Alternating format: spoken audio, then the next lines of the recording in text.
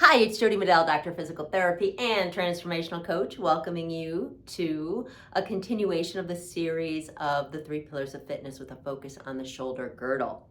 In the past videos, we've discussed shoulder mobility, shoulder stability, and shoulder strengthening using open chain exercises. Today, we're going to focus on shoulder strengthening using closed chain exercises. Now, what's the difference between open chain and closed chain exercises? Open chain exercises are typically one joint movement exercises. So we're looking at just flexing the elbow. Let me stand back, flexing the elbow, flexing the wrist, elevating the shoulder, and it's done with your hands in the air. So your hands aren't planted on the ground, they're in the air, hence open. The chain is open. Closed chain exercises are equated with functional exercises. So they're multi-joint exercises. So closed chain means that your hands are on the ground. They're closed with the ground and we're superimposing our weight on top of our hands. And so we're using in closed chain exercises stabilizer muscles, strengthening muscles, or what we call mover muscles, over multiple joints. So when you're doing an open chain exercise, you're focused on making sure you have your proud chest, shoulder blades down together in the back, keeping your straight line from sternum to pubic symphysis, and then you're taking that stability and then loading it. When you're doing a closed chain exercise, you're basically doing the same thing, but because you're using multiple joints, it makes it even more challenging to keep that internal core stability in place. So it's what I would call a more advanced exercise versus open chain. I'm going to demonstrate 3 to 4 closed chain exercises today. And again, this list is not exhaustive. There are so many exercises that you can do, but hopefully it'll give you some ideas and you can get creative on your own in terms of what strengthening you need to do the things that you do in terms of sport, everyday activities, whatever it is that your requirements are. Okay, so I'm going to be moving the camera around just a little bit, but the first thing we're going to start with is dips. And hopefully I will be able to get an angle so you can actually see everything engaged as it needs to be. With dips, and that's more of a tricep, but you're bending your elbows, shoulders going into extension, wrist is going into flexion or extension, I'm sorry, during this exercise as we superimpose our weight onto our hands using an elevated surface. I'm going to use a box. You can use a chair as long as it's a heavy chair that doesn't move on you. And you can also change the height. And changing the height, a higher height will make the exercise easier. A lower height will make the exercise a little more demanding. And also you can change your range of motion. The greater the range of motion you use, the harder it's going to be. The smaller the range of motion you use, the easier it's going to be. But in all of this, it's imperative, especially with this exercise I'm going to show you, that you keep shoulder blades down together in the back, proud chest. You keep that line from your sternum to your pubic symphysis, okay? So again, I'm going to move the camera and we're going to get going so I can show you the exercises. Here we go. I'm going to put it on an angle. I'll be over on that box, so here I go. Okay, here I am on the box. And hopefully we're at a little bit of an angle so you can see exactly what I'm trying to do when I talk about holding that internal core stability of the shoulder girdle. So my hands are rested next to my hips. Let me scoot over just a little bit so I have a little more room. My legs are extended in front of me to the extent that my butt has clearance of the box, or if it's a chair, that you have clearance of the seat of the chair. So doing it correctly, you're going to bring proud chest, shoulder blades down together in the back. You're going to keep that straight line from sternum to pubic symphysis. Let me just show you, sternum to pubic symphysis. That's not going to get short, nor is it going to lengthen, okay? So here we go. Again, feet out in front of you to the extent that you can clear the box or the chair. Your knees are soft. You're not hyperextended. They're just natural, soft. And you're going to lower yourself down keeping that proud chest, and you're going to push yourself up. And you're going to lower yourself down, and you're going to push yourself up. If you are struggling with this, go through a range of motion that works a little bit. And as soon as you can keep your form, proud chest, shoulder blades down together in the back, you can go a little bit deeper. What I don't want to see is that you collapse on yourself as you're lowering down, allowing those shoulders to go into internal rotation, which then impinges the structures, especially the nerves, brachial plexus, coming off your neck and going down into your upper extremity. So that's why on this exercise, again, imperative, proud chest, shoulder blades down together in the back, honoring this line. Okay, that's exercise number 1. I would say do 3 sets of 10.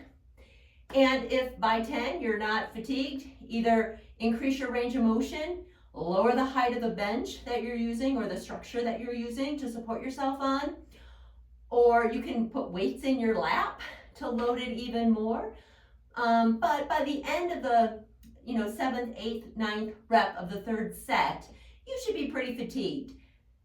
Another note here, if you're falling apart, if you're getting up to the first 10 and you're finding that you're collapsing in on yourself, you're getting rounded, you're not holding that internal core stability of the shoulder stabilizers, then you need to stop, reset, finish off 3 more with really good form. Okay, so rest enough so that your final 3 are perfect form, because you don't want to leave your body with the message that poor form is okay. You want to leave your body with the message that great form is an imperative, okay? And that goes with all exercises that you're doing. All right, the next exercise is a push-up. I'm going to show you 2 versions of it. I'm in my boots, so hopefully that doesn't impact the ability of my ankles to move here. But the first one I want to show you is a modified push-up, meaning your knees are on the ground.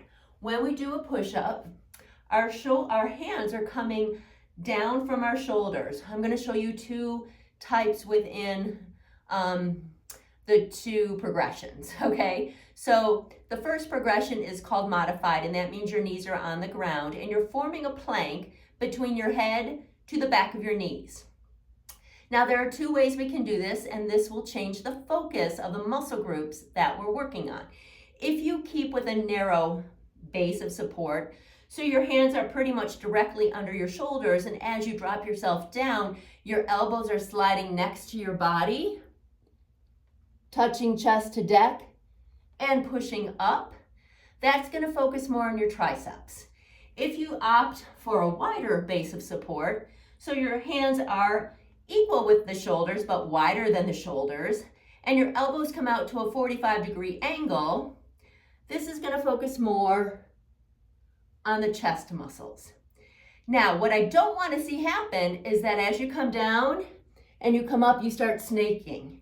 You start dishonoring that line from sternum to pubic symphysis, and you're not keeping the plank from the head to the back of the knees. All right, so it's very important that you bring your chest to the deck or chest to ground. If we're working more on the chest pectoral muscles, elbows are going to be coming out to the side a little bit. Base of support is wider. And if we're going to work on our triceps more or a focus there, hands are going to be directly down from our shoulders and our elbows will stay closer to the side of our body as we drop down and come up. If you want to advance this exercise, go to your toes. So now you're in a plank position and you're keeping a straight line or a plank from your head to your heels. And as you come down and back up, make sure you don't snake. You're not moving that plank. You're honoring it as you go down and come back up. All right, perfect. Again, we're looking at 3 sets of 10, with the last 3 bringing you to a point where you're really, 1, holding the form, but it's not quite so easy. And if you do fall apart, again, you're going to stop, reset, do 3 more with impeccable form. All right, 1 more exercise to go, and it is a plank row. Let me go get some dumbbells, and I'll be right back.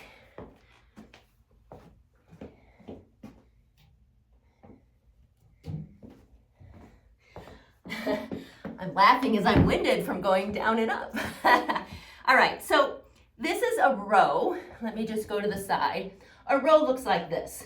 We're bringing our elbow behind us, so elbow flexes, shoulder extends, and we're bringing this to our side. But as we do this, we're going to hold a plank formation. So the strengthening, so it's kind of a combination of open and closed chain. So the closed chain aspect of this is the hand that's on the ground supporting us, and the open aspect of this is the arm that's actually doing the row. So it's putting together open and closed chain, making it a more complex exercise. And because we're holding our stability with just one hand on the ground, we're a little canted or off center, and we have to find our stability within that. And that is very functional in that in life, we don't always have a perfect center. And we're having to find our stability when we're either on uneven surfaces or doing things at an awkward angle. So this helps to challenge that. All right, so with this, hands are out in front of us. At an angle, I like to angle the dumbbells at about a 45-degree angle, maybe 30, so that I feel comfortable with my wrist and that I feel natural in my position, okay? And then I'm gonna hold that plank form. My feet are about shoulder hip width apart. Whatever gives me a good amount of stability. Might even bring these in a little bit so they're directly under my shoulders. I'm gonna find my midline and hold it in that plank on one hand as I lift the other one up. Find that midline, hold it, bring the other one up. My goal in this is to have just maybe a minor weight shift side to side, but I don't wanna do this and really ruin that midline, that plank. If there's a minor shift, that's okay. No rotation, no snaking. Keep the plank. Honor that there is a little bit of a weight shift going on, and the strengthening component, again, is that row, either side. So for this one, it's a 2-for-1. So 2 is 1 rep. So you're gonna aim for 3 sets of 10 again, and by the last couple reps that you're doing, you should be fatigued but holding your form. And one more time, if you can't hold your form, you're gonna stop, take a break, return, finish 3 rounds, 3 with amazing form, so that you educate your body on what you want it to know and do. All right, I hope this is helpful. Have a fabulous day, and we'll be back for more next week. Bye.